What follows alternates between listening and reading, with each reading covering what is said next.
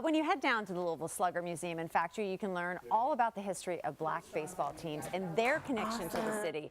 Joining us today with a little bit more on the Louisville Unions exhibit is Andrew Soliday, marketing director there. Brought some artifacts to kind of unpack for us as well. But Andrew, first of all, let's talk about this exhibit. Yeah. Like, how did it come about? Absolutely. So, Claudia, thanks for having me. Always great to have you. Yeah. So, back in 2018, our curator, Bailey, she acquired a couple photos that she believed, or it was described that it was the Louisville White Sox, which was a team in the 1920s.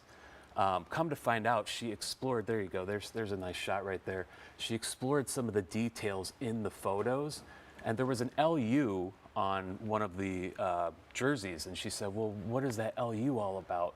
So she dug into some Courier-Journal articles, and there was a faint inscription on one of the photos that said 1909, which was long before predating a lot of sure. the baseball teams. Yeah. So she dug into, our friends over at the Courier-Journal, into their archives, and just started trying to figure out, well, what's going on here? Right. So come to find out, it was a team called the Louisville Unions that played in 1908, and it was discovered as she looked at those photos. She found clues.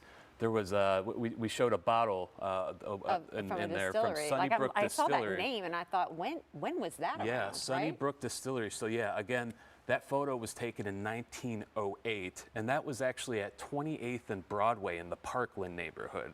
So she put it all together, found some of these articles from the Courier-Journal about the Louisville Unions, and they were really, really, really, really good.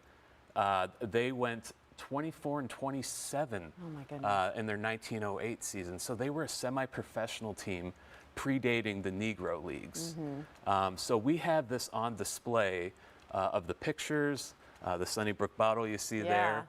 And it's just a really amazing story that we tell every day at the museum. So does she also work for CSI?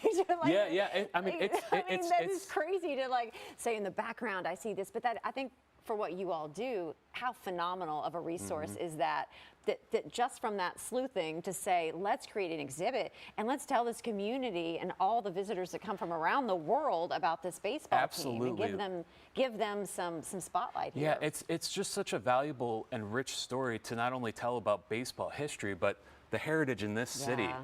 We are a sports town at the end of the day, and shining light on something like the Louisville Unions that was so early on is just completely fascinating. Well, you brought some artifacts that are from the actual exhibit, as well as some others as well. Sure. Yeah. So, this glove right here, this is just kind of the type of glove that they would have been using back in the 1908 days. So, it's got some great padding. I mean, if you're taking a fastball in there today, 90 miles per hour, might hurt your hand a little bit. And back in the day, this is just a replica of Pete Browning's bat, who was the Louisville Slugger, one of the first bats we made. This is just a replica, but this thing's a big old honking club at the end of the day. Huge, yeah. Much different shape than what we think of today. So these were the type of bats that they were using, the Unions, and it was a different kind of game back then. Yeah, but very much. Right, something that you would engineer a little bit differently today. I mean, even in comparison to what you all do today, it's just unbelievable to think, how did you play baseball with this? Yeah, absolutely. I mean, it's still the same type of wood, and just same shape, a little bit different. We're showing some pictures of some of your more famous bats that you brought in. So I brought one of my favorites. Look at you doing TV. You know what to do. Henry Aaron right there, and of course, Henry Aaron has a lot of heritage with our company. Yeah.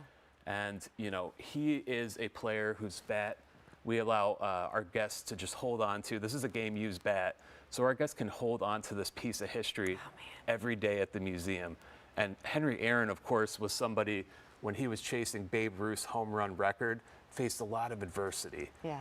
He received death threats as he went on to break Babe Ruth's record. So it's stories like this that we just love sharing with our guests that are just so valuable. Open their eyes up to the broader story of baseball. And I mean, that's why you guys are so good at what you do. I mean, it's not just manufacturing the bats and inviting people in. It's telling the stories that need to be told. The exhibit, it's a permanent exhibit. Can people view it. I feel like it's a great time, Black History Month, anytime actually Yep. to go and see it. But what are the details as far as like hours and days that you're open? Yeah, so we're open 7 days a week. You can go to sluggermuseum.com to get your tickets. You can check out our programming guide to see when we're going to be doing the programming surrounding the Louisville Unions exhibit, Yeah. which is Friday through Monday. Okay.